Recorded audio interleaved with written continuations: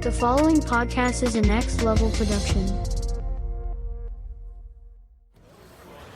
It sounds like Christmas is a wonderful time, and Yonder ruined it for Peter. I feel like I should do something. Why? Because of, my secret. The one only you know. That you ate the entire bowl of Zargnuts in the commissary? My other secret. That you're Quill's sister? Why don't you just tell people the truth? Peter's father, our father, killed his mother and tried to kill him. I don't want him to be reminded of that every time he sees me. No, I meant about the Zargnuts. Oh, I don't think anyone cares about that but you. Maybe because I'm his sister, I feel like I should give Peter a happy Christmas. He's so sad about Gamora being gone. Maybe if we gave Peter a really wonderful Christmas gift, it would make him happy. Well, we could give him those Zargnuts, except you ate them all. Get over the Zargnuts!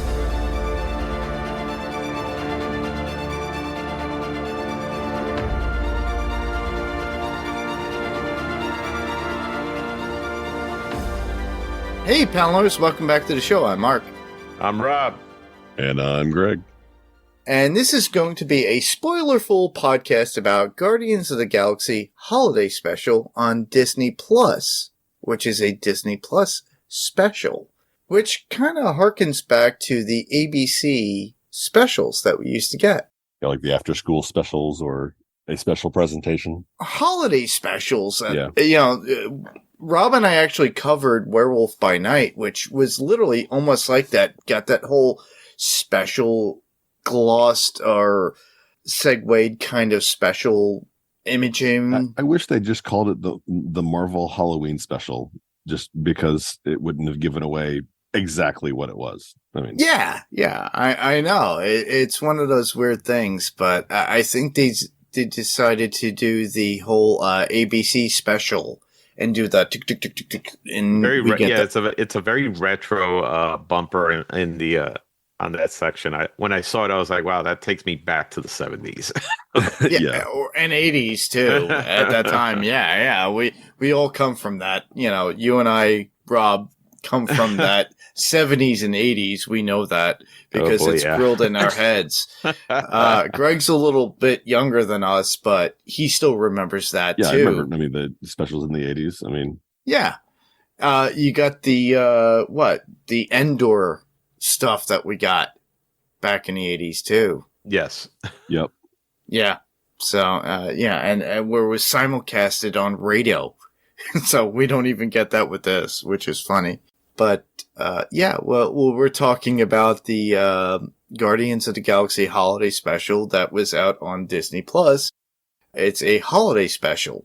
So it's all about pretty much Christmas. Everybody, honestly, it's a holiday special, but obviously it's focusing on Christmas. But, all right, which one of you want to do the synopsis for this particular episode? I mean, it's literally a line, so I'll do it. Okay, cool. To make Christmas special for Quill, the Guardians head to Earth in search of the perfect present. Yeah, very much. That was taken straight from Disney Plus. Good, which is great, which is fantastic. It gives zero context it gives you a small bit of context and just enough to make you go, okay, I understand what's happening.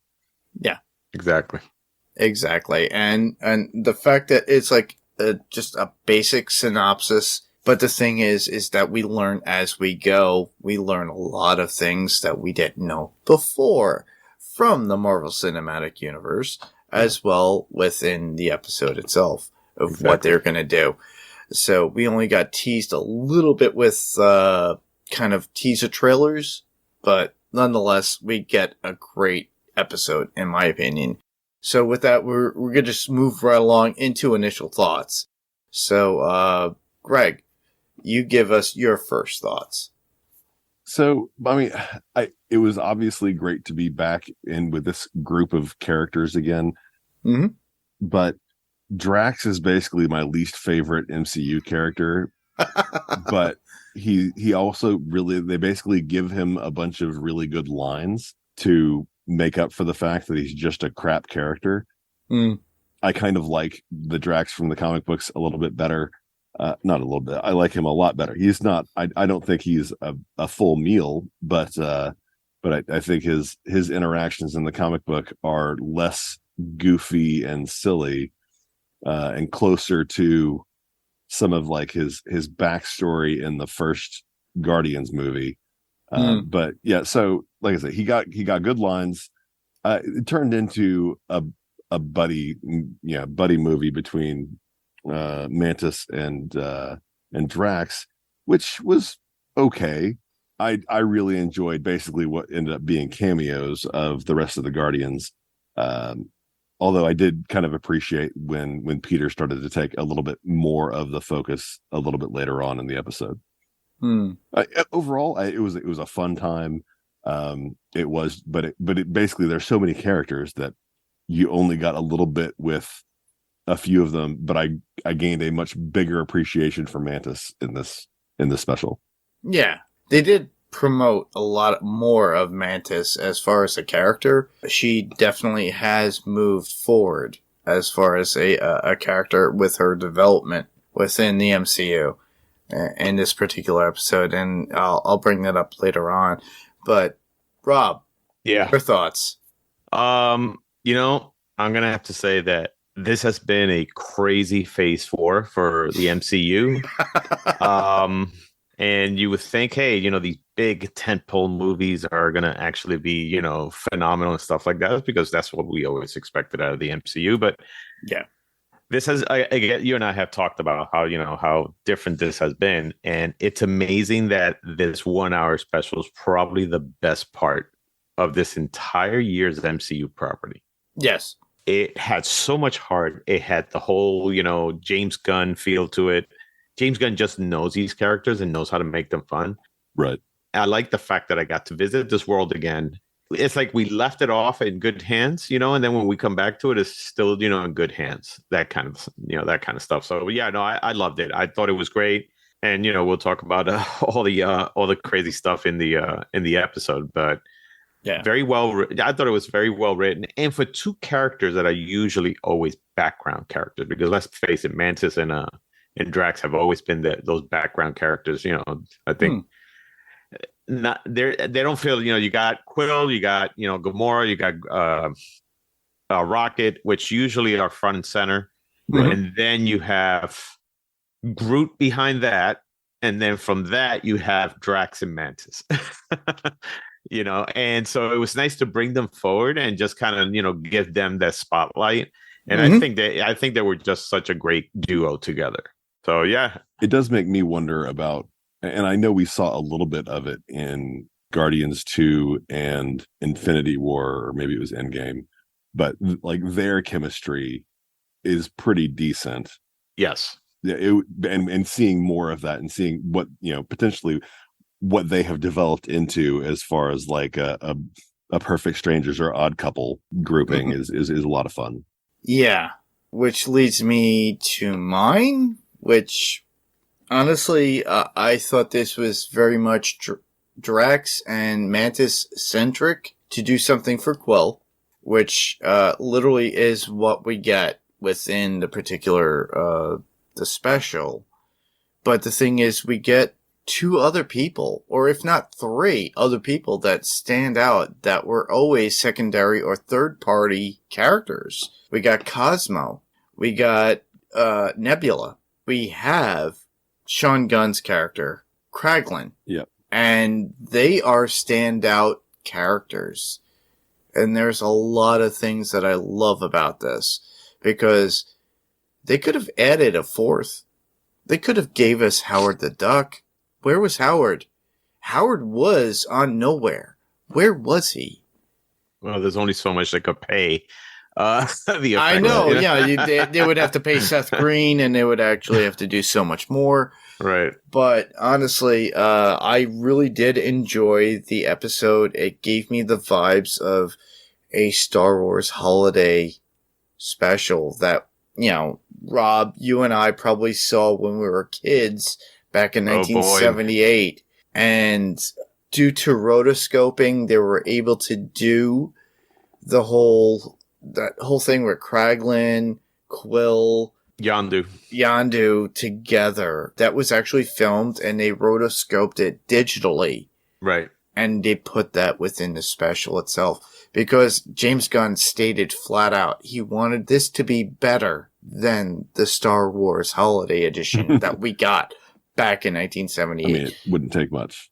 It wouldn't take much, exactly. We don't have Wookiees looking at, like, dancing people, getting aroused, or all these weird things that happen within it. But mind you, you could still find that particular Star Wars Special Edition on Holiday Edition or Star Wars Holiday Special on YouTube. Yeah. You could still find it, and you could watch it free. And it's something It's horrible. I mean, when you look at that, it is just absolutely horrible. It is so dated. Yeah, that's it. But that's what James Gunn said. He said, he got the idea from that and the animated part in the beginning. Yeah. He did it because the Star Wars Holiday Special had some cool animated segments, and he liked that, so that's why he did that, which I thought was cool. At first, it threw me. I'll be very honest with you. Yeah, I was it definitely. I was just like, oh man, this crappy animation again. I mean, at this point, you're like, okay, well, they have to be doing this on purpose. But yeah, exactly. It kind of rounded it out if you think about it. If you watch the episode as a whole in comparison to the Star Wars Holiday Special Edition that they had back in '78, it kind of rounded everything out between the cartoon with Yondu, Kraglin, and Quill, all the way to the very end. And it works out in the sense that it works out the whole story from beginning to end. Oh, absolutely. Whereas with the Holiday Special Edition that they had for Star Wars was very much completely different. No, I know. It's just, I think it's just James Gunn. I remember just saying that, he enjoyed that segment of it. So that's why he just threw an animated part in there. And he just figured, you know what? And since we're just kind of paying homage to the Star Wars Holiday Special, why not rotoscope it or something like that to make it look like the heavy metal. Oh, right. Yeah, heavy metal, even still, heavy metal, Fire and Ice, Lord of the Rings that came out too. Rob, and I both know that. Oh, God. And, you had somebody there who is pretty much very much important to that particular movie as well. Right. Who was in the original Alien, John Hurt. Yeah. Yeah. So, they had pride stuff, but they did something in a sense that reflected history, but put it in the present and made it work in a sense within its own, I would say, its own canon and its own realm, for the fact that, it's the Marvel Cinematic Universe. So we got Yondu back, we got Kraglin, we got young Quill, and the kid who actually played young Quill within that particular scene was the original kid from the original first movie, Guardians of the Galaxy. That's actually very cool. Again, those are the little details that I think that James Gunn is very good at. Yeah. And since he loves these characters and, of course, it reflects on the work he's done so far, I wish other directors can take, a lot of that into the work they do. And that doesn't seem to be the case in Phase 4. So, all right. Well, with that, we'll move right along into our top 5 highlights, or our highlights of the particular episode, or the special edition, as it were. And we'll move right along and go right into with Greg. What was your first highlight that you loved about this episode? Well, so start right at the beginning. The idea that, hey, this person passed on to this person, Kraglin, you taught Kraglin, and Kraglin taught Cosmo, and Cosmo taught Rocket, and Rocket taught all of these people about the I'm just going to call them the odd ceremonies of humanity. So what do we believe happens, or what is, the lore that happens, is that we have this man who has elves, this man with flying reindeer and a sleigh who has elves that make toys all year long Then on one day he basically hyperspaces around Earth and breaks into everyone's house and leaves things for them with no context. From an alien point of view, I can see how they might get a little bit confused.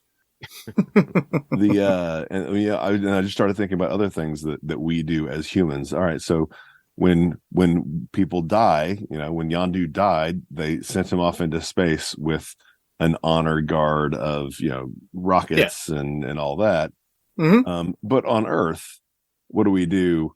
We put them in a box and we bury them underground. We don't return them to they don't go into the ground in order to feed back to life. We don't feed the circle of life. No, we isolate them and then we put them underground and we bury them in dirt. And so wait, you do what? Like, no. Well, sometimes we just burn them until nothing's left. What? Like I can see that confusion.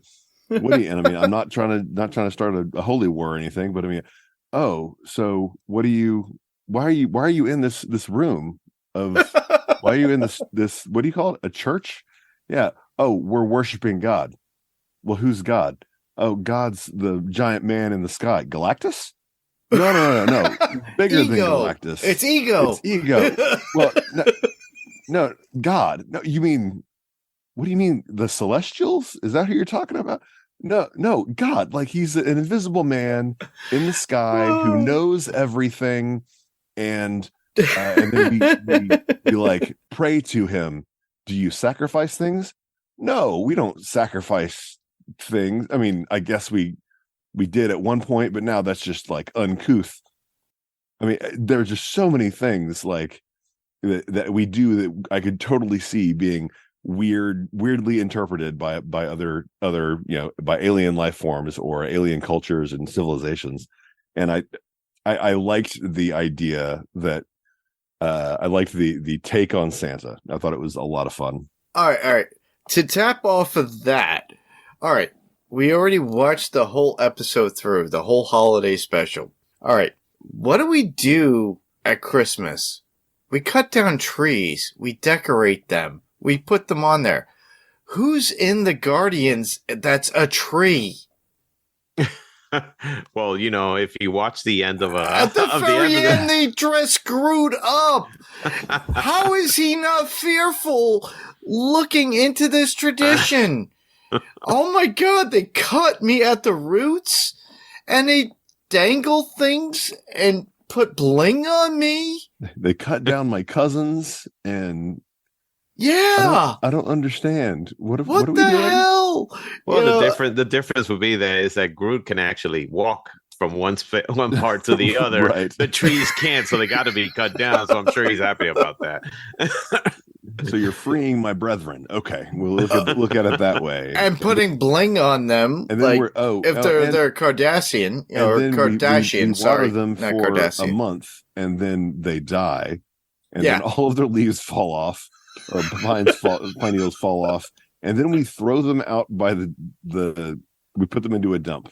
Where they can all basically we cut them down, we dress them up, we mock them as they're slowly dying, and then we throw them away. Yeah.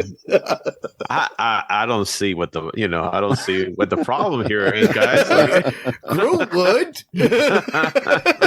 Oh, Groot needs to get over it. Oh man. Rob, what was your next one? My next one was actually, honestly, the biggest thing. One of one of the biggest highlights was, and again, spoilers for those who have not seen it.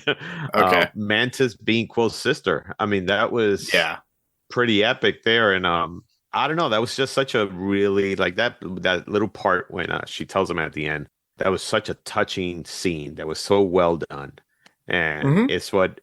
That was the part where when I saw that, I was like, that's the heart of what like MCU knows how to do. Yeah.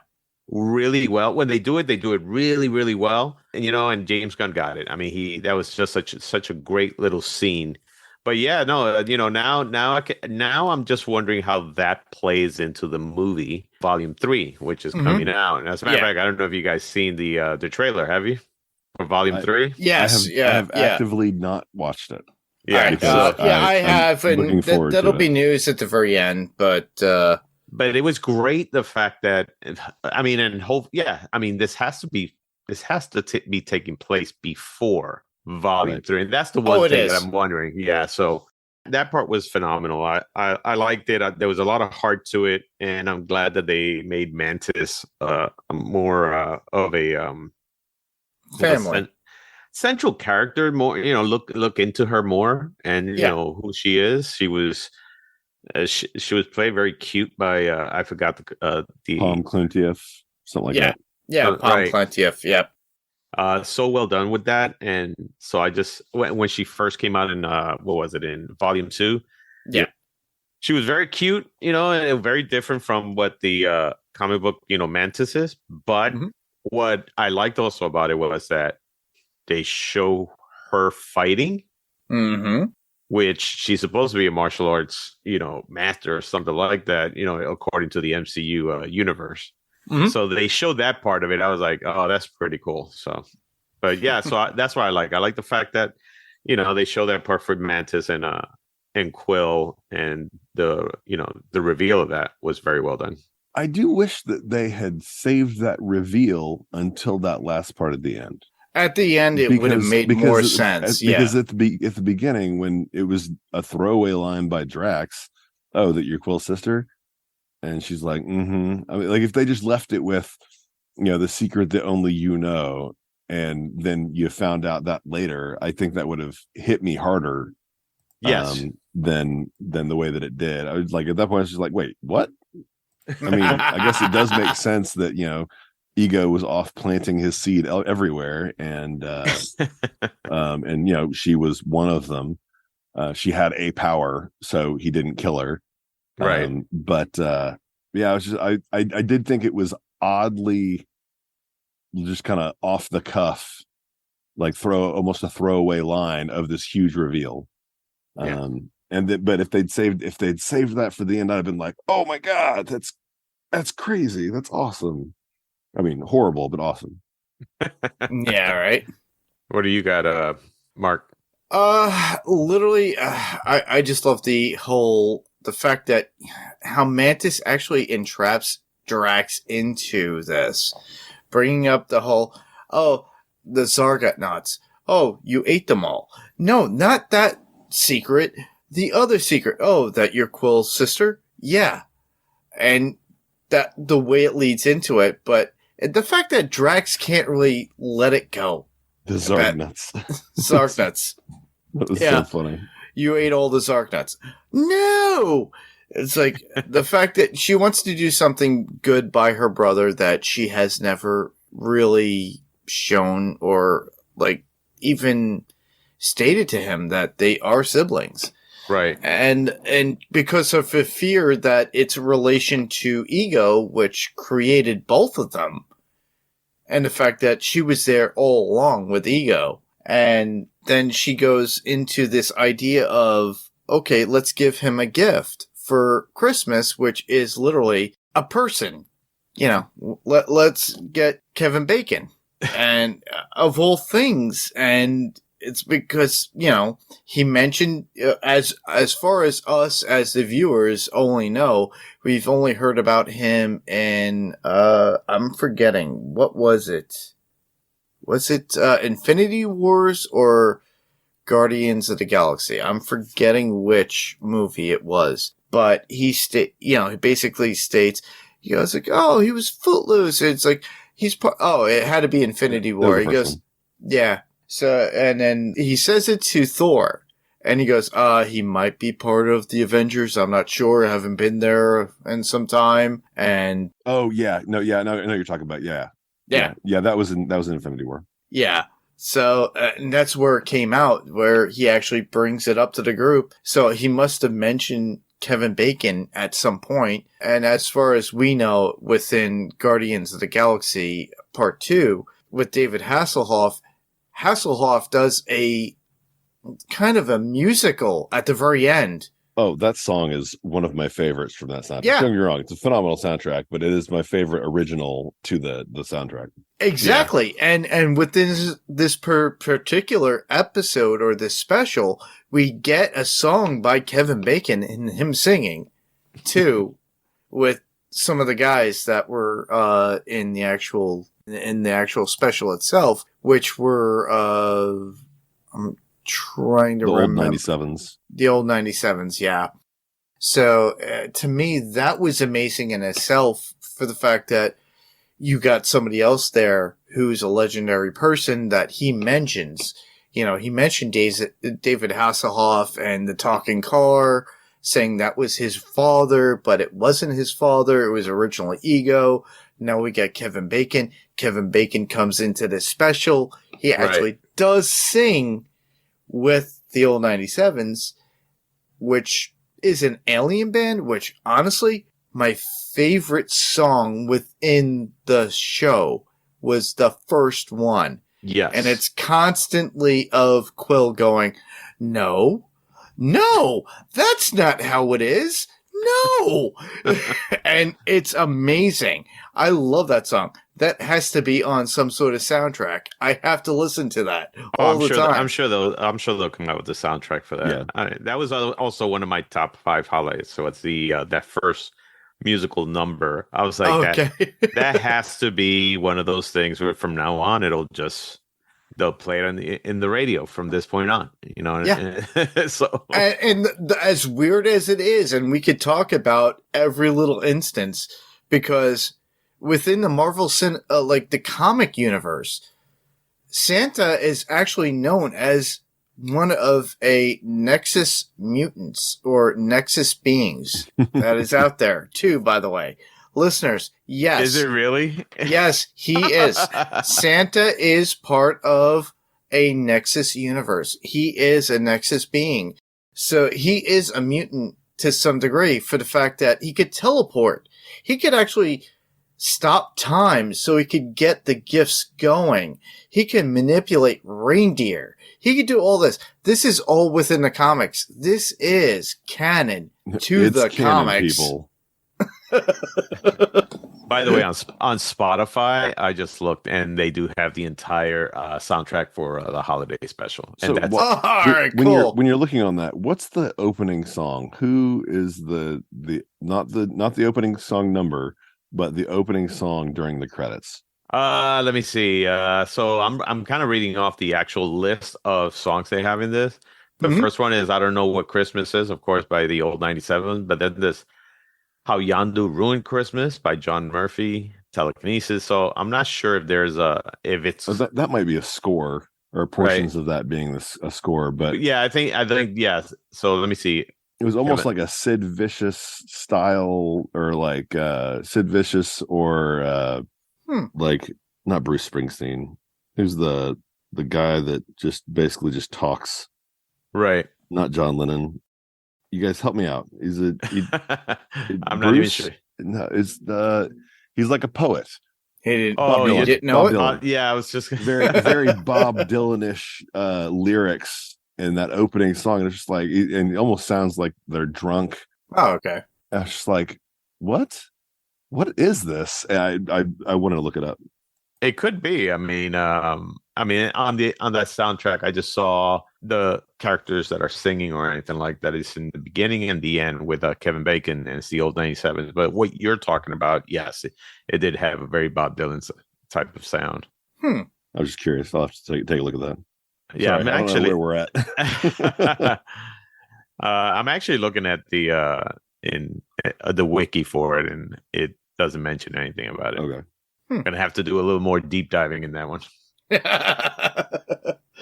Yeah, a lot of deep diving. All right, on to the next one. Greg? I kind of mentioned it already, but like Drax is just a horrible, I'm not going to say human, but a horrible being. Like he's very self-centered. He thinks about himself and his own self-pleasures. He wants that particular elf, that blow up elf that Kevin Bacon had. Do you want the little man, or do you want the little man? It tickles. I'm gonna pee my pants.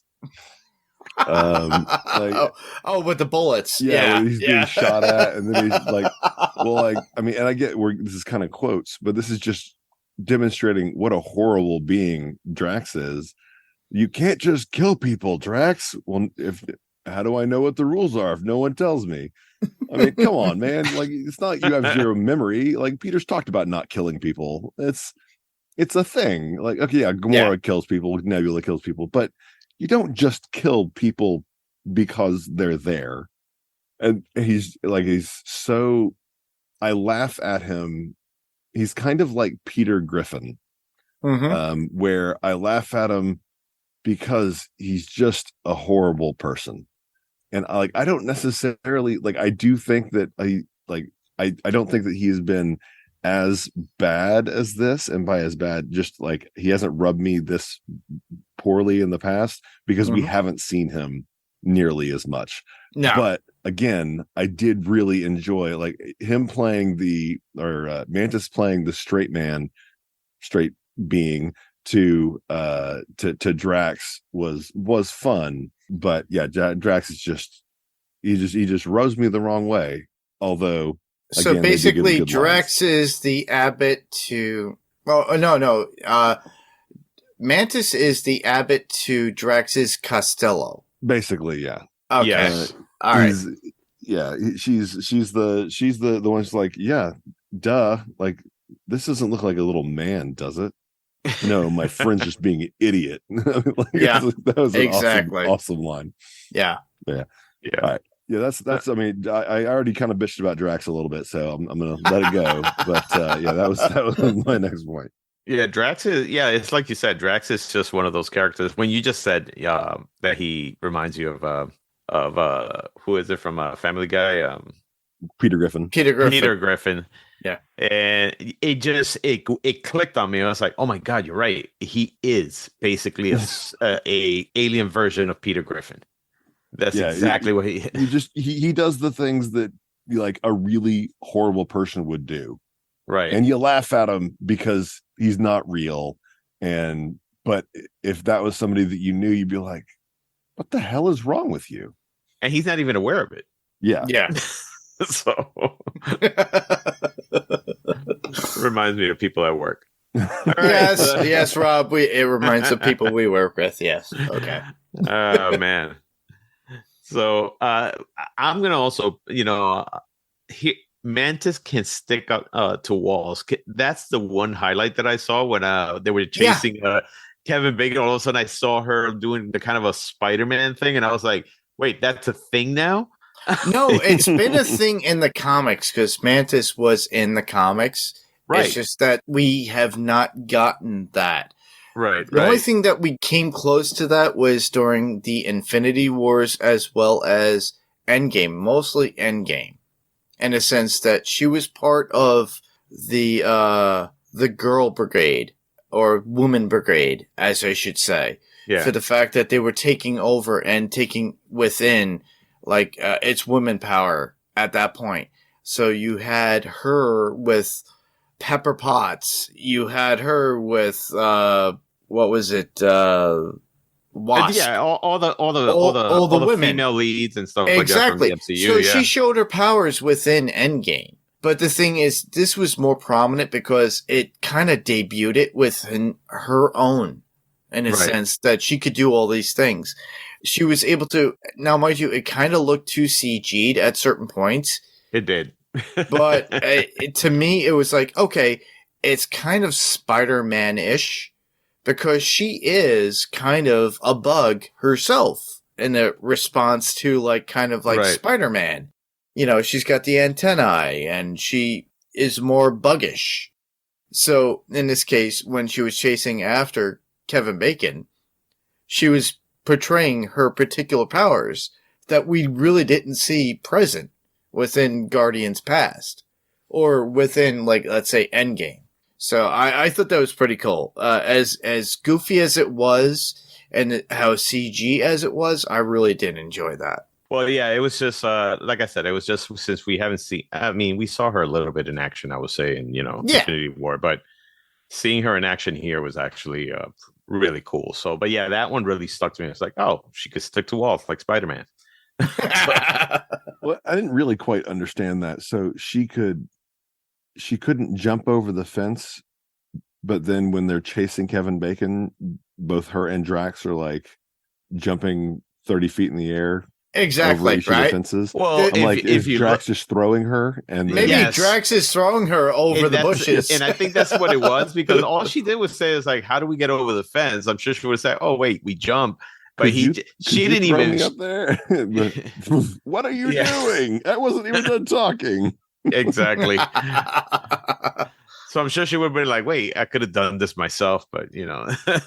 Well, the funniest too, and the coolest thing too about both of them, after they get into Kevin Bacon's house and they're chasing him, he jumps onto the tree, falls down.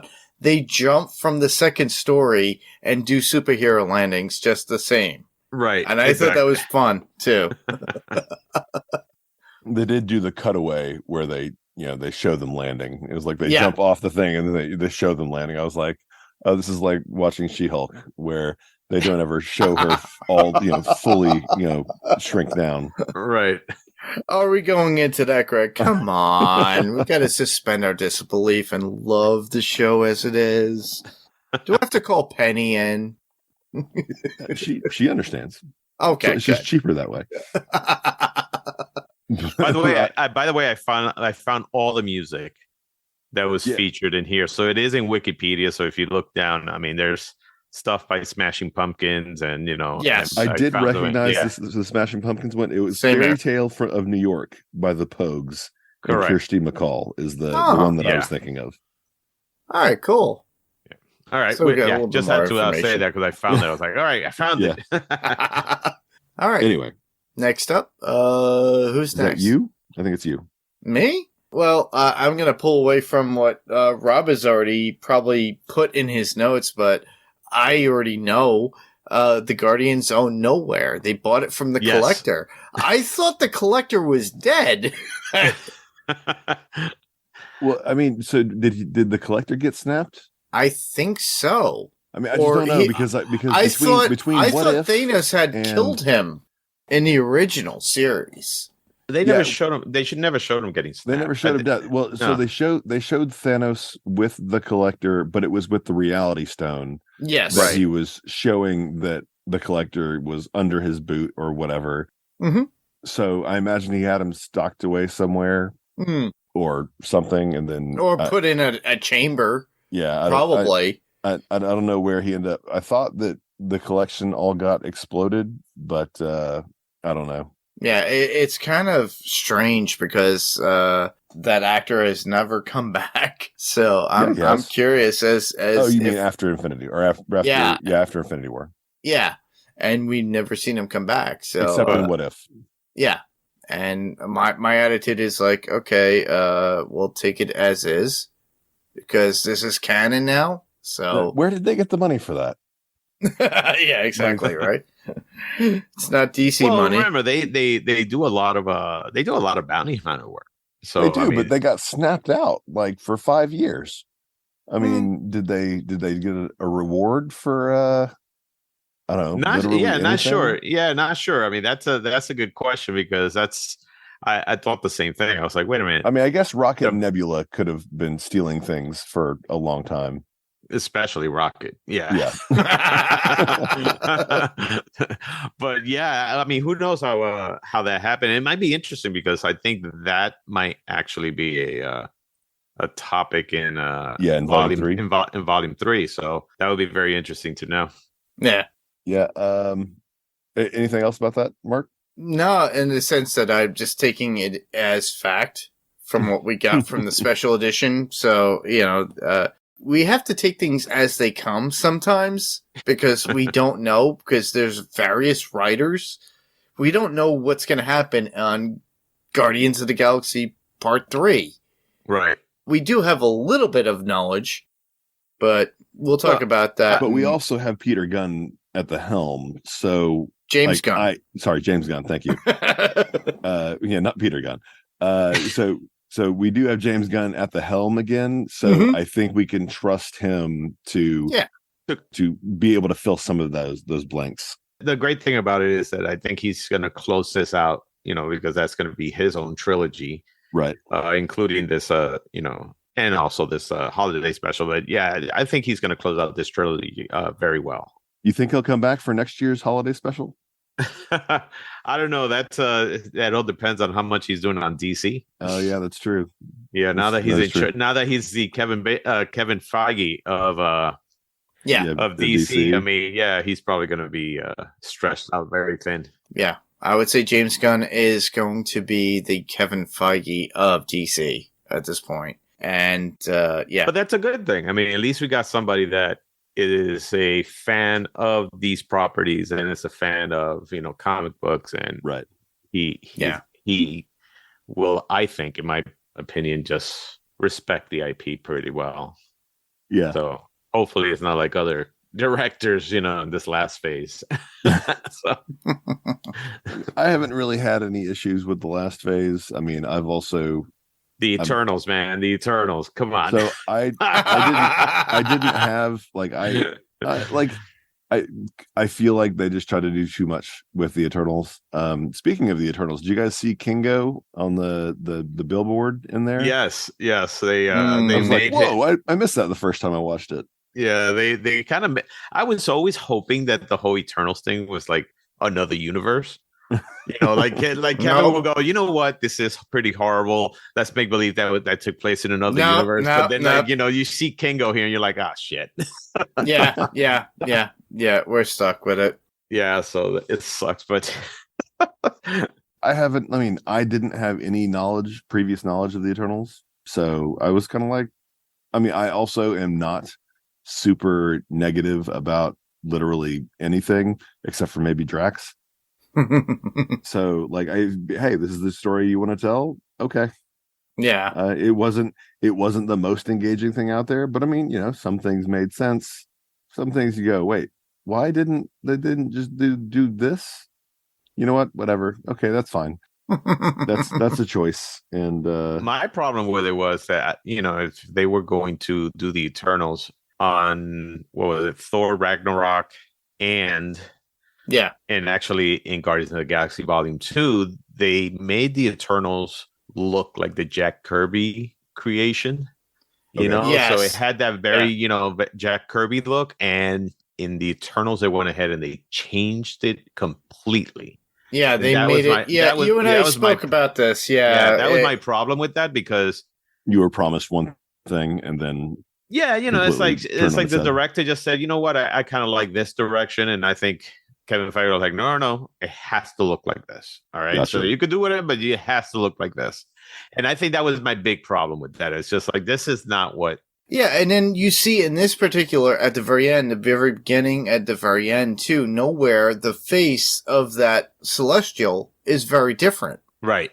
Yeah, and to me, I'm like, okay, they're trying to make this canon, but we already have, like you already stated, what was it? In Guardians of the Galaxy 1, we get a vision of the Celestial with one of the Infinity Stones. A very much comic representative of Jack Kirby. Correct. And then same thing in Thor Love and Thunder, when they were in what was it, God City or whatever. Where Zeus was. Yeah, exactly. Yeah. You see the Celestials in the back. The Celestials are there, and they're like kind of making way past when the goats kind of run through the window. But they look exactly like, they do in like Jack Kirby. But then all of a sudden they changed it. And what really gets to me is that, so the new it just passed, but the new story about the X-Men is called X. So it's the X-Men, the Avengers, and the Eternals. Mm-hmm. And the Eternals they're starting to draw them a little bit like the ones from the movie. And I was like, oh, you guys are giving in. so that was really interesting that they're trying to make that canon also in the comic book. Yeah. But that being said, going back to Guardians of the Galaxy, one of the big highlights that made me laugh out loud was just seeing Nova dancing, but she does it like with such an angry face. Nebula, I'm sorry, Nebula, not Nova. Nebula with such an angry face when they were like all around looking at Kevin Bacon singing. She's dancing, but she has this angry face and it just made me laugh. I'm like, how does a person so angry? Very jerky motion. Yeah, it was funny. Well, she's trying to show her human side, even though she's not human. Right. And I think that's what Karen Gillan was trying to portray. Now, mind you, maybe she's trying to focus in her Doctor Who companion that she played with Matt Smith back in the day to give her a little bit of emotion. Yeah, right. Not to do a wibbly wobbly timey-wimey thing, but, it'd be awesome to, have Doctor Who encountered within it in the Marvel Cinematic Universe. But, Karen, I think, really wanted to animate and give this character more personality, or try to develop to be a personality, which I think she did, literally from Infinity War on. Right. She's been with humans. She lived with Tony Stark in space and learned to be human. And then learned to be human over the course of like almost 5 years with everybody else at Stark Space, which was Avengers camp or whatever Avengers it was. compound or whatever they call it. Yeah. So she learned to develop those patterns of being a person, not a half-breed. Because, she got Rhodey to lean on because Rhodey himself was half cyborg.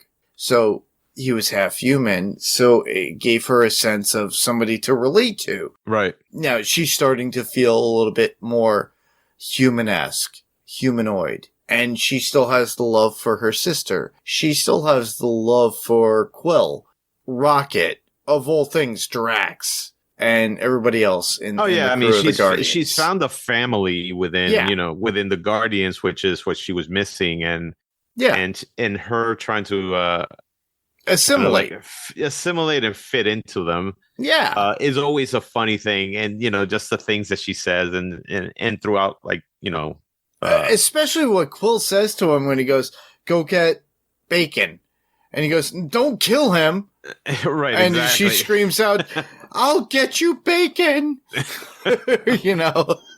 So I like but that's why I mentioned the dancing, because it's just her trying to emulate, I guess, what everybody else is doing. And so it made it funny. Just when I saw it, I just laughed so out loud, because I was like, she's an angry dancer. I mean, that looks pretty good. So. But she's trying. Gotta give her that credit, though. Yeah, no, I know. But yeah, I did enjoy that too. And the fact that we got a little bit more heart from Nebula, which we never got from within the MCU itself. Right. She's becoming more and more family, but as we'll talk later within the for news, we'll talk about the trailer that we got for Guardians of the Galaxy 3, which will be amazing. And as well as Ant-Man and the Wasp Quantumania. And as well as Indiana Jones. We got that this week too. So that's to tune in later for those of you that are listening, but we're going to continue forward too. And next up, as far as highlights, who's next? There was Greg.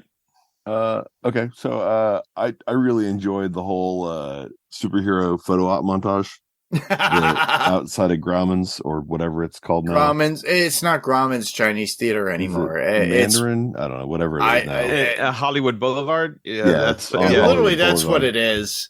Yeah. I really enjoy Steve. And she tries to hug him, and the actor runs off. Poor guy, man.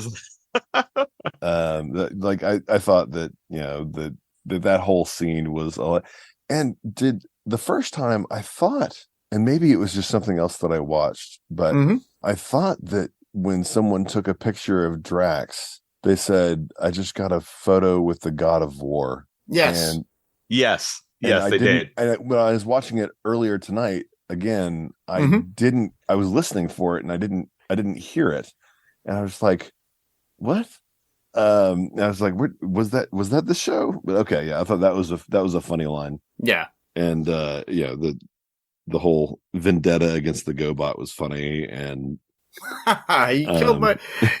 He, he GoBot killed. killed his cousin. Yeah, exactly. Yeah. Which is so funny too, because honestly, for you listeners that are out there that are Marvel fans, will know in the Marvel comics lore, Transformers was actually in consignment with Hasbro when they brought out the Transformers line and like toys, and then eventually became a cartoon and everything else. But they also did a comic book to work with it. Now, mind you, that IP has kind of subsided to IDW. They don't own that anymore. So I think it's a Kevin Smith kind of thing too, because how Kevin talked about GoBots and Transformers and Clerks 2, and how the GoBots were the Kmart version of Transformers.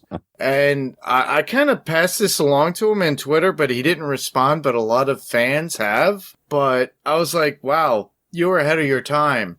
Because apparently now Drax destroys GoBots. And mind you, they are the Kmart version of Transformers. Yeah, so the heroes that we saw were GoBot, Ant-Man, Captain Marvel, Captain America, then what looked like the gold statue guy from Moon Knight. Yes.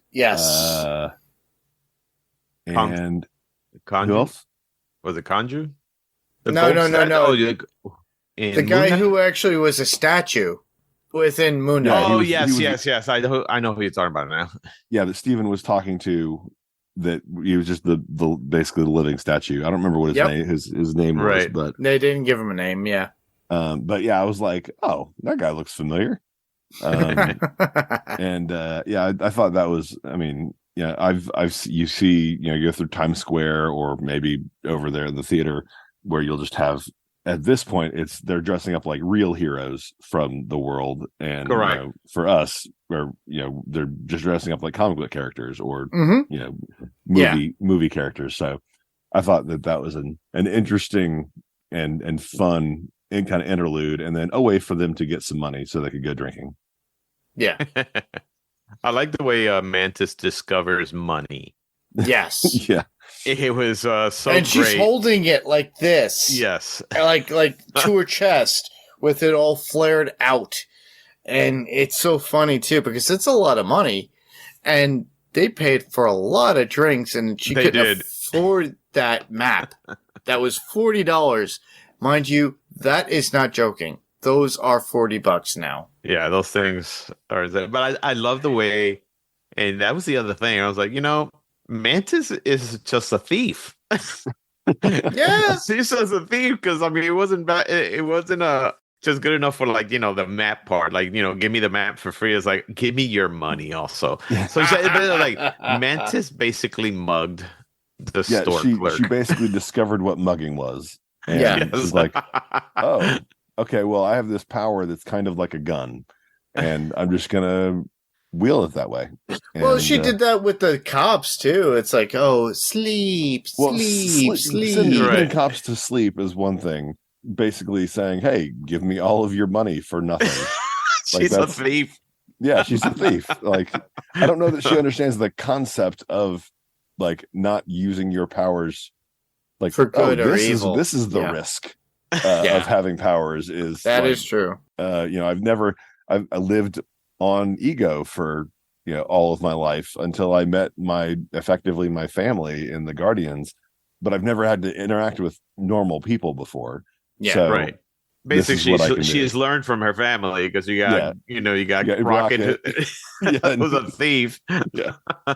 So, and of course, Drax being Drax, who just does whatever he wants. Yeah. So I'm sure she's getting a lot of influence from those things. Yeah. That was all I had. Rob, what you got? Actually, funny enough, I mean, one thing that I thought it was interesting was, first of all, steroid Groot.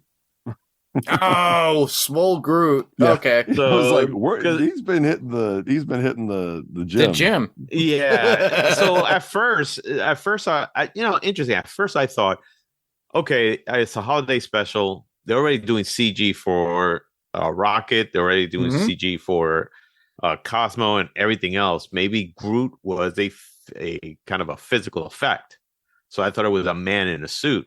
But then as I watched it over and over again, I was like, no, that seemed to have been animated too. So I'm wondering what the reason is for making him look that big. Because then the last time we saw him, he was just this rude teenager, that was playing his video games and was being nasty to everybody. He looked very thin.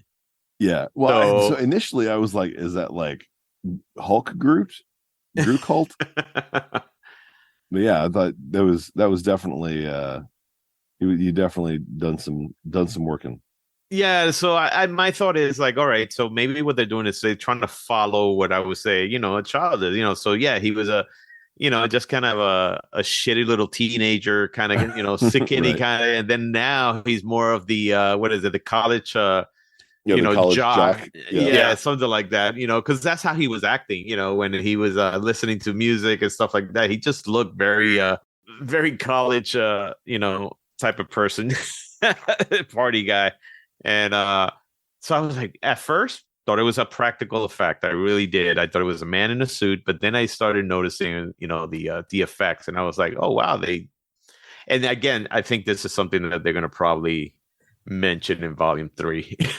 Right. I mean, if I'd like to see, Hulk Groot or bulked up Groot in volume 3, because we saw infantilized Groot in volume 2, and then teenage Groot in Infinity War. Right. So yeah. So yeah, that was my thing there. That and the other thing that I thought was interesting was the physics of radio. So when Kevin Bacon receives a phone call, and he's like, how the hell am I receiving a phone call all the way out here? He's like, oh, we have antennas that can reach 40 million light years. I'm like, isn't radio signal travels at the speed of light? So you're telling me that it like the physics didn't make sense. I was like, all right, you know what? I'm just going to let it go. All right. I geeked out there for a bit. I went, no, never mind. They got the science all wrong, but fine. I mean, the doctor can make phones work throughout time. So I mean, okay, at least they're in the same time zone. Oh, sorry, timeline, time point in time, whatever. Yeah.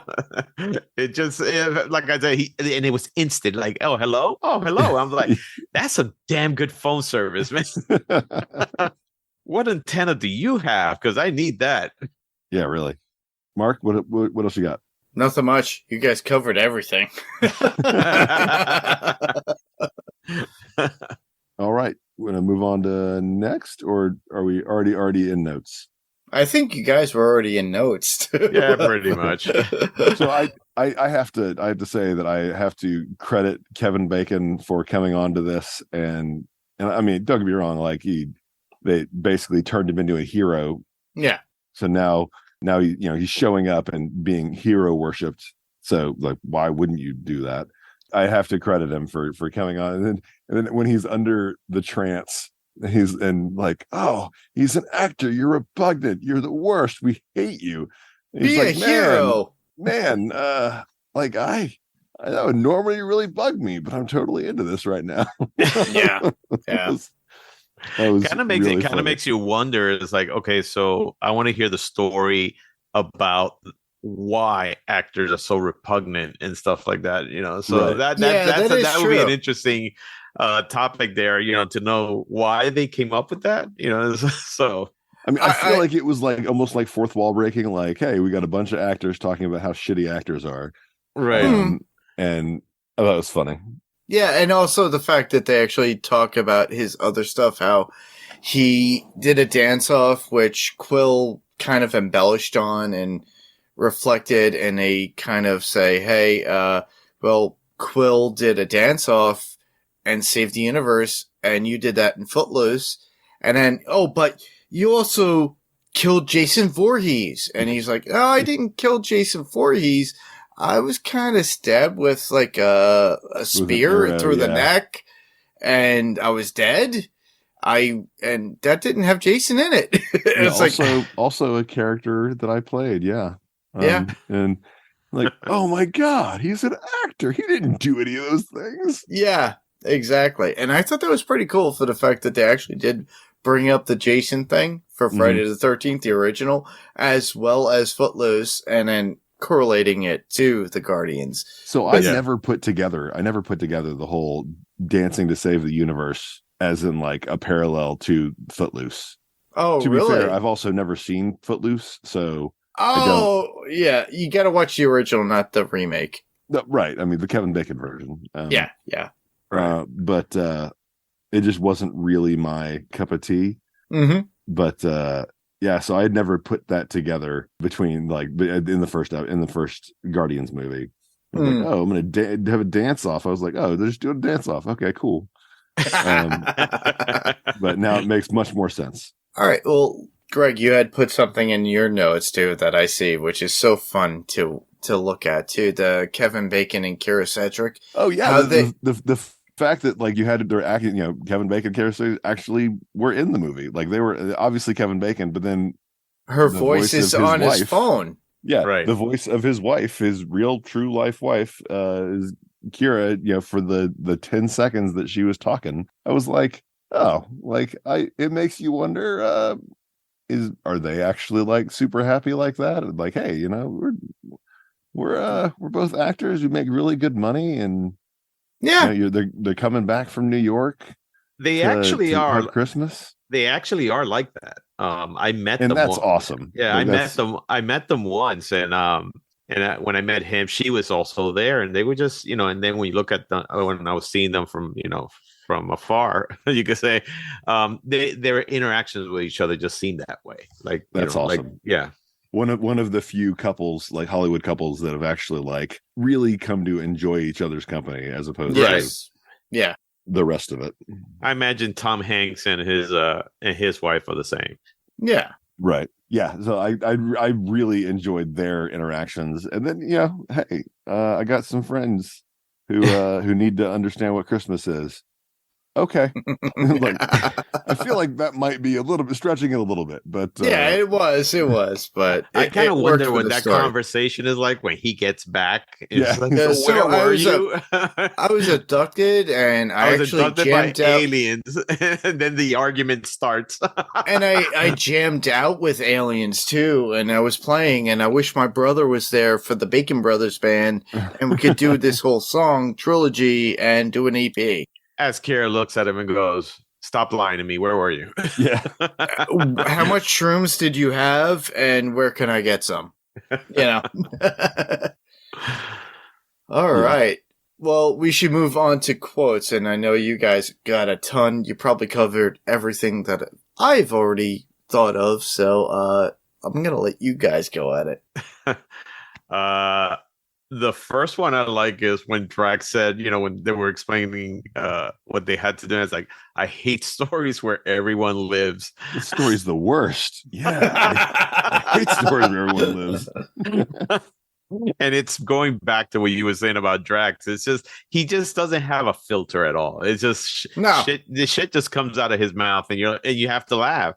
And it's great the lines that they make him actually do. Mm-hmm. So yeah, that honestly goes back to the original Guardians film when Rocket says to Quill, he goes, "Dude, he's literal. His people are literal about everything.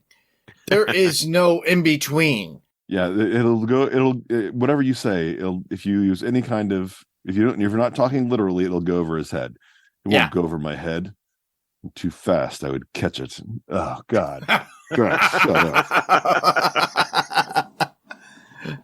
I have mastered the art of standing still. I'm moving so slowly you can't see me. Dude, I see you're eating a Zargnut right now.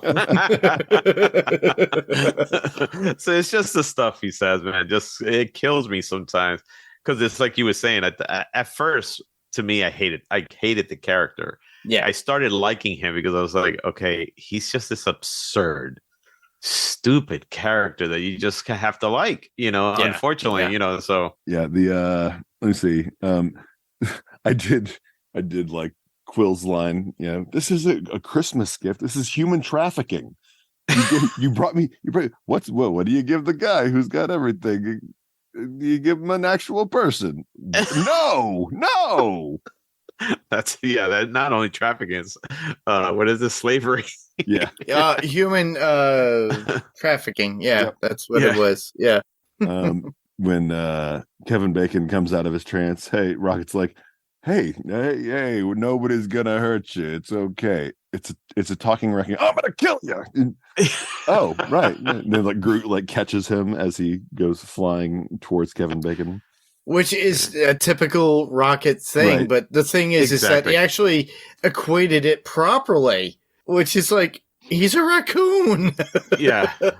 No, but it goes back to again, though, like making sure that these characters got respected enough where they continue to be who they are in the other movies.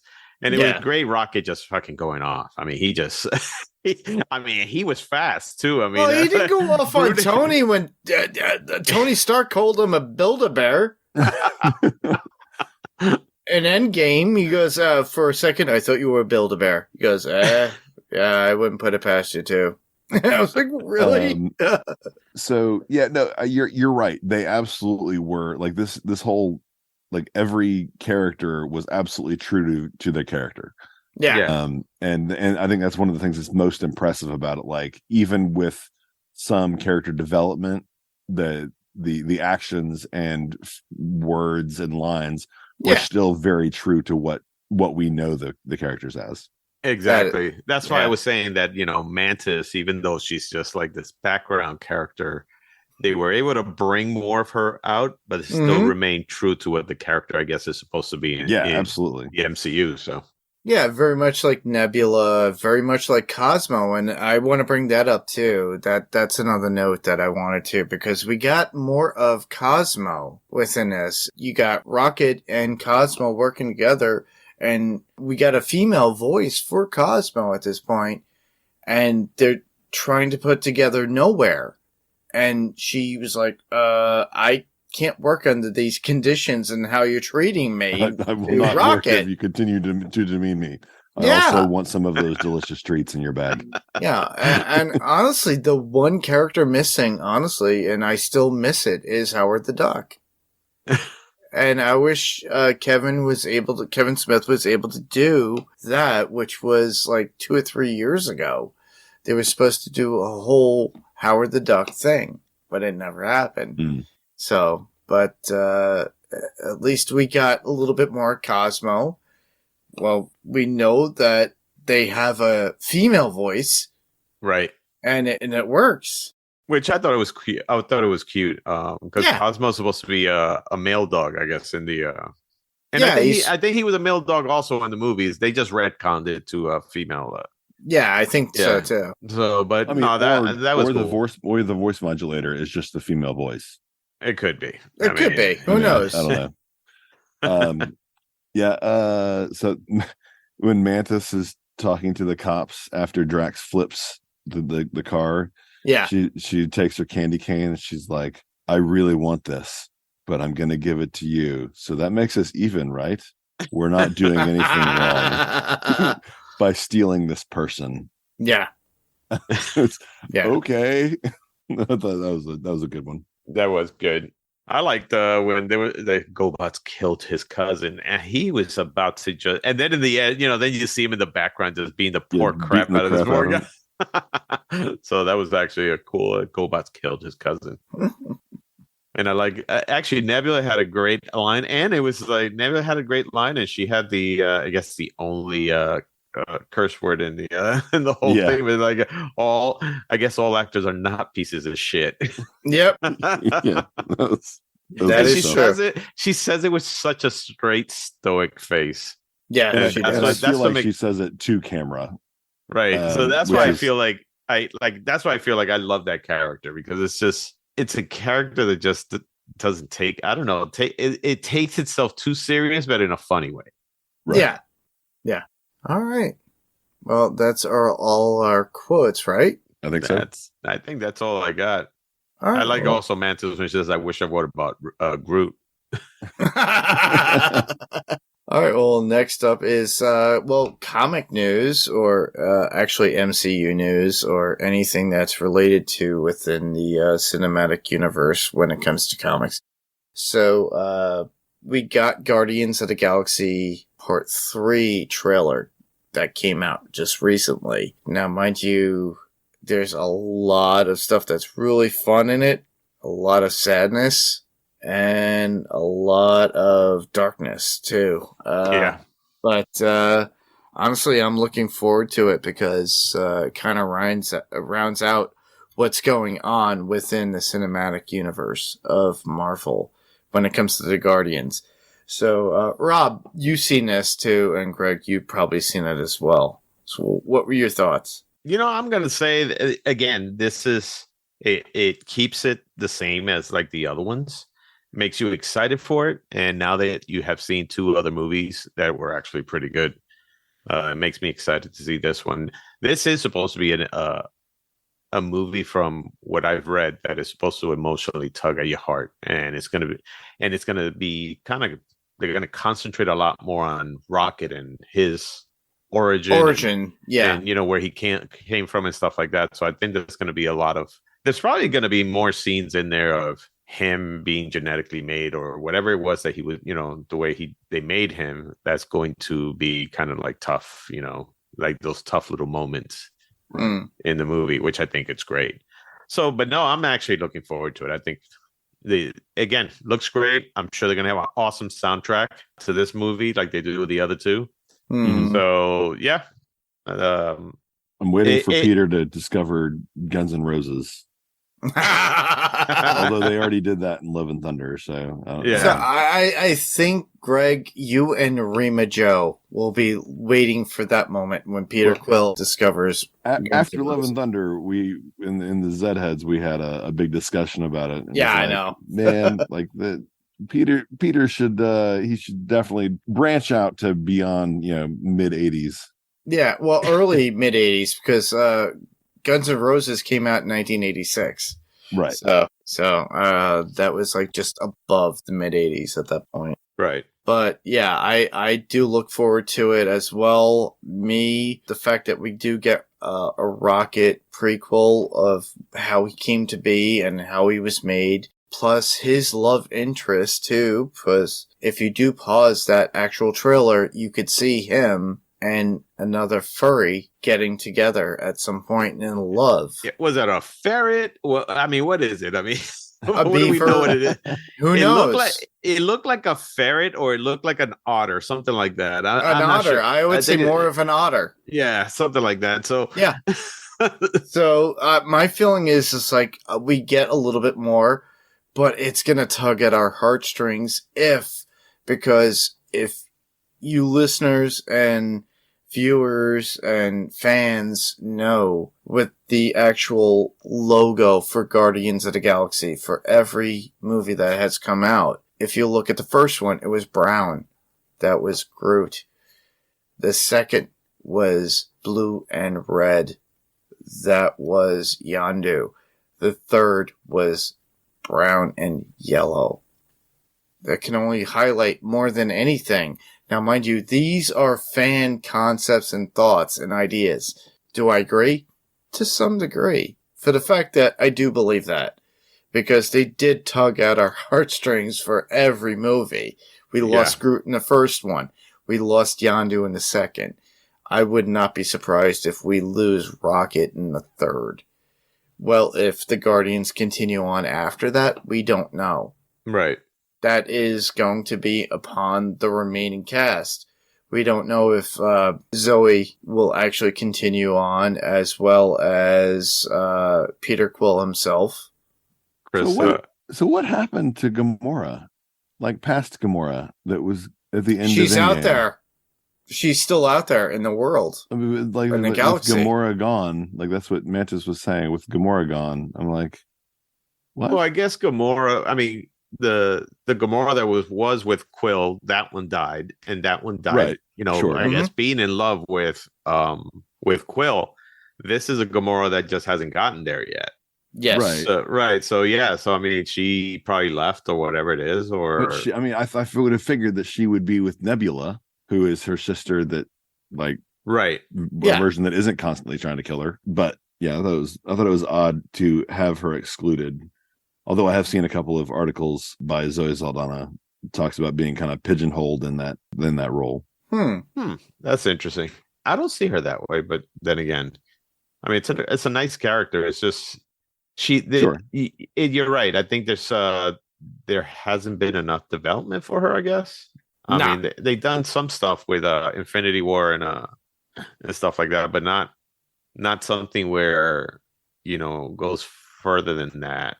Right. I guess, but who knows? I mean, Volume 3 might actually tell us why she's gone, or what's going on there. Yeah.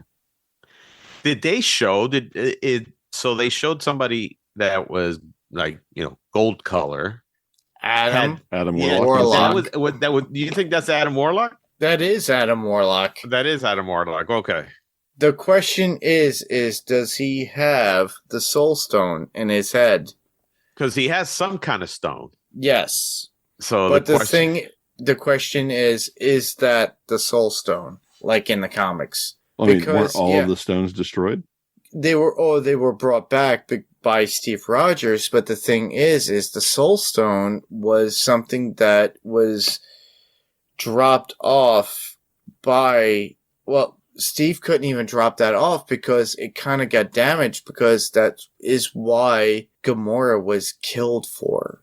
Is that the one that she was killed for? Yeah, that's the one she was killed for. Right.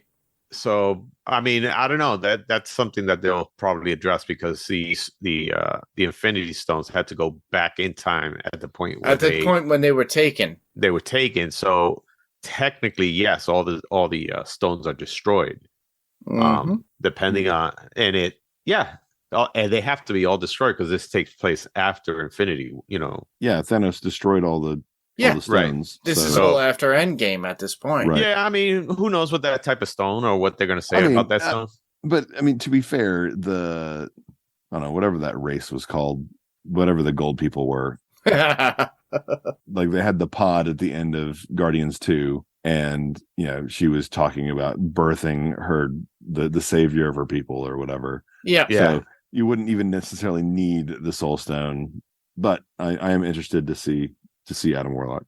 Yeah, same here. Wasn't Adam Warlock also a disciple of Galactus at one time? Or yes. am I within the comics? Within the comics. So yeah.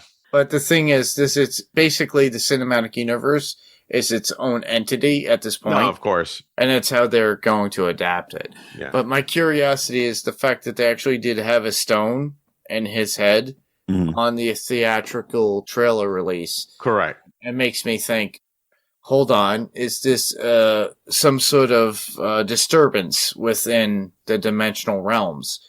Because we are going to get Deadpool, and he's going to go through time of all the different times, because he's bringing in Wolverine. Right. And, is this, we have an idea that obviously it's Deadpool kills the Fox Marvel cinematic universe at this point, because he's just going to kill everybody. Well, I mean, to be fair, Wanda kind of already did that. No, the Fox cinematic universe. No, I get what you're saying. I mean, but Wanda did that to Xavier. Xavier. In one universe. Yeah, right. In one of the many universes. I get the animated version of Xavier, I should say. Well, no, he wasn't he was the live version, because there was an animated an animated universe in Doctor Strange. Right. True. So, all right. It was one version of Xavier. Yeah. We'll call it that. So Patrick Stewart got his just dues kill within that particular. Well, it could be that what Kang. I mean, it could be that maybe he is an Adam Warlock from another universe, because I mean everything is with Kang. Right. and which has now the multiverse, Which is so now is going into Secret Wars, which we all know. who Okay. knows? Who knows? Who knows? Who knows? Yeah, there's. We still have to see, because this was supposed to be like Phase 4 was supposed to be what they called it, the Multiverse. Yeah, and I'm like, Yep. okay, guys went about it a little wrong, but yeah, now we're supposed to see, I guess, the outcome of Yeah. through Phase 5 of all that. So We'll see. We'll see We'll about see. that. Yeah, we'll see about that. So, but yeah, that was an interesting trailer. When I saw it, I was excited about it. So, And same thing with Ant-Man and the Wasp: Quantumania too. Right. We got a little bit of MODOK in there. We definitely got Kang in there, who is trying to manipulate him right. at that time. On top of that, with anything to do with Lucas or Marvel, Spielberg, we got Indiana Jones too. Or not two, but the next Indiana Jones movie. Number 5, yeah. So that looks interesting. So yeah, and what's the the title of it is what? Indiana Jones. I forgot. I don't know, and the cane of age or something. I don't know. I saw the title earlier, and I saw it too. I don't remember what it was. But regardless, it has Harrison Ford. Regardless, and he is actually going to be Thaddeus Ross, and they actually that's right. He took over for. He took over from William Hurt, and now we have actually a possible Red Hulk voice. So I think that's pretty cool. Very cool. Yeah. No. I mean, what else do you guys think about the trailer? I'm curious to see what it is. The woman that's involved within the actual next Indiana Jones movie is interesting in the sense that is this an unknown daughter that he has? Because we already got, we got the other guy from Transformers. Shia LaBeouf. Yeah. Indiana Jones and the Dial of Destiny. So that's So they're gonna dial it back in time so he could go back to his previous life and say, "Don't have sex.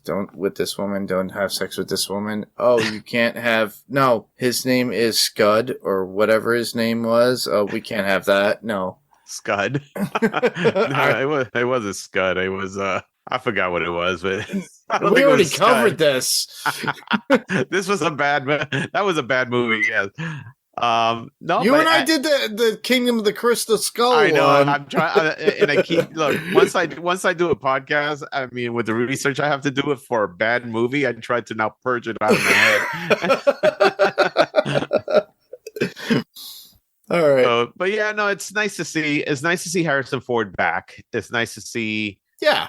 They showed Sala, which was great. So that means that he's an older Sala too, right? An older Sala. So it's going to be interesting seeing him come back. I guess the person who's going to replace Indiana Jones, if they continue with the Indiana Jones, is that girl from the Amazon show. I forgot what they called it. Her name is Phoebe. What is it? Wellerbridge? I think so. Phoebe Wellerbridge. Okay. Yeah, so she comes out on that show Fleabag on Amazon. Yeah. She's the one who wrote it and starred in it. Yeah. Right. So she seems to be like the takeover of Harrison Ford, because I guess that's supposed to be his niece or something like that. You mentioned that you saw Sala. I mean, I haven't seen the trailer, but is John Rhys Davies coming back?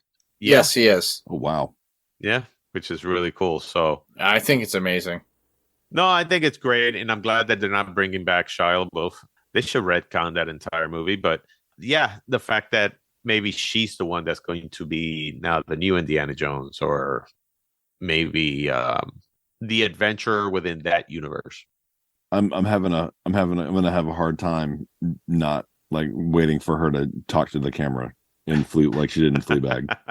I never seen Fleabag, so I know she breaks the third wall a lot, but yeah, it's good. I mean, at least I saw the thing. I watched the first season. It's good. It's again people making poor choices, right.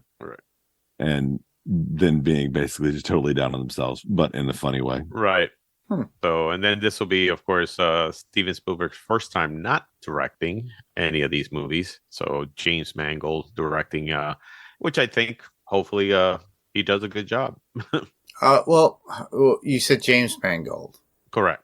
All right. The same person who did Logan. And Logan was phenomenal. Yeah. So yeah, no, Logan was absolutely amazing. So yeah, no, I hope, and he actually did Ford versus Ferrari too. Yep. Which was great. Mm-hmm. But he did do the Wolverine. Yes, he did the Wolverine, but he made up for it with Logan. He did, definitely did, and he also did Walk the Line. So he's done some great stuff out there. Yeah. Copland, so Girl Interrupted, storylines and everything else. Yeah. He did do well. I'm looking forward to that. So we have a lot to look forward to in the near future when it comes to the Marvel Cinematic Universe, as well as within the Indiana Jones universe, for the fact that, now Harrison Ford is part of the Marvel Cinematic Universe. So I'm gonna bring it up. Mm-hmm. So I don't know if you guys saw the trailer for Shazam 2 or whatever it's called. I did. That was actually decent for DC. And well, when it comes to Shazam, it was amazing. When it comes to Black Adam, that was I didn't. Yeah, I'm like an hour into Black Adam. I haven't finished it yet. All right, Greg. You will see all the poor choices that they made. We could do a whole podcast about that later on if we want, about Black Adam. There are things that I do like about it, and just like with Rob, I do agree with what his respects of what we didn't like, but I think it came halfway of what it should have been. Right. And honestly, I have so much to say about Black Adam, but keep going. Yeah. But this is not a Black Adam commentary at this point. But we will talk about that at a later point, because a lot of people at this point will be able to see it on digital download or watch it. So we could do that at a later time if you want. Yeah. But Shazam looks promising in a sense. The Flash, apparently, there's a lot of re-edits that are going about that we don't know about. I'm wondering if they're going to take out this guy, Ezra Miller out of there. I don't think so. I think they're going to release it as is, and then come with a rebuttal ending to change it to a different Flash at the end. But that's just my theory and thought, and how they could actually segue away from that. They kill him off. They kill him off, or create a different Flash. That's all it is. And on top of that, they could come up with a different Batman, because we're not getting Batfleck, who I would love, but the DC. I hear now Ben Affleck is changing his tune on playing the Batman. Like there's rumors of him now playing Batman in other, or appearing in other things. So I'd be interested in seeing that, but I'm hearing more about Keaton coming back in the forefront. Right. Maybe more for like a Batman Beyond. Well, that's the only way, because yeah. So. Yeah, I don't think Kevin Conroy's coming back, but I love Kevin Conroy. That will be an awesome trick to see that. Yeah, it would be. But we miss him, and that is one of the things that we will be missing now, and I am missing. We had to say goodbye to the one and only Mr. Kevin Conroy, the voice of Batman, who was in the Batman the Animated Series. But honestly, I'm thinking that if we do get a Batman Beyond, it will be Michael Keaton. If we get another or continuing Batman, it most likely will either be Ben Affleck or Robert Pattinson. And I don't think Robert Pattinson will actually continue that. But if they throw a lot of money towards Affleck, I think Batfleck will actually cater to it and pay tribute to it. Right. Well, remember, he also left because of, I think, the way they were getting in the way of like the creative part of it, and his life changing. So hopefully he will come back to it, which I will embrace. But with that, that's a bit for the news because we kind of went a little bit overzealous with this. Right. Oh, by the way, the the trailer to Transformers, Beast Wars or whatever came out. So I don't know if you've seen that too. Oh yeah, I did. I'll look at that again. But all right. Well, obviously we didn't put anything in on our Facebook page about sending in feedback, but if you do have any feedback, this is where we could be found. So all you have to do is go to our website, panels2pixelspodcast.com, and there you could find links. One link, definitely the Facebook group, which would be www.facebook.com/panels2pixels. You could also find us on Twitter at panels2pixels. That's at panels and the number 2 pixels. You could email us at panels2pixels1@gmail.com. Panels 2 spelled out T-O, pixels and the number 1@gmail.com. You can just write out a regular email if you want with your thoughts, or you could just record yourself and send it as an attachment, and we'll actually, play it on the podcast as we're taking commentary. Obviously, we didn't get any right now because I didn't really, post anything. But you could actually post something or send it out to us, and we'll play it later. We could be found on YouTube, and all you have to do is go into your search on YouTube and put in Panels to Pixels podcast. And if you're there, just give us a thumbs up, subscribe, and hit that star button, whatever. They love doing all that stuff, but honestly, a lot of people do listen to the podcast as it is. We got an image, you hear the podcast as it is, and it's played throughout your sound system or your phone. We could be found on Instagram at Panels2Pixels Podcast. So that's Panels 2 spelled out T-O, Pixels Podcast. And then you just find us out there. I'm sure Steve will post some sort of image for particular episodes, and you just follow that. And we also want to encourage everybody else to check out all the other podcasts on the Next Level Podcast Network. All you have to do is go to nextlevelradioonline.com. Just follow all the other podcasts that are out there. You can find them in all your other search engines, whether it be Spotify, iTunes, Google Podcasts, whatever podcast player choice that you're using. So with this, where else can listeners hear you? So, Rob? Yeah, so you guys could listen to me on Fantasy Picks Movie Edition, where we cover movies that are not the greatest out there, big tentpole movies that were supposed to be overhyped and did not make it in the box office or critically. And we also do our top 5 movie drafts, depending on, whether it's actor, director, or genre itself. So a lot of fun. We are going to go into probably like a little bit of a hiatus after our next episode to end the first season, and then come back with season 2 with probably even more guests I might have on there.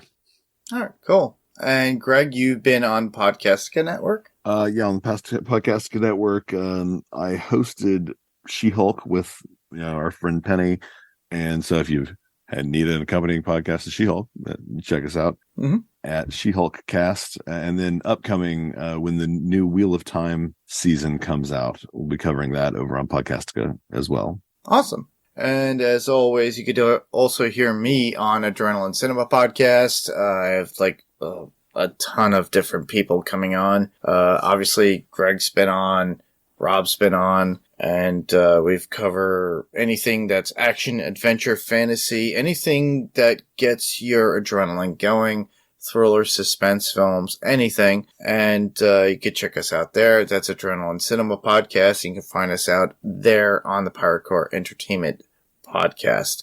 So piratecoreentertainment.com is the place to find all those particular podcasts. So with that, this is our coverage for the Guardians of the Galaxy Holiday Special from Disney+. So I am Mark. I am Groot. No, I'm Rob. And I am Greg. All right. Well, same podcast, different pixel, different panel. This was Panels to Pixels, and we'll see you on the next panel. Good night, everybody. Good night. Bye.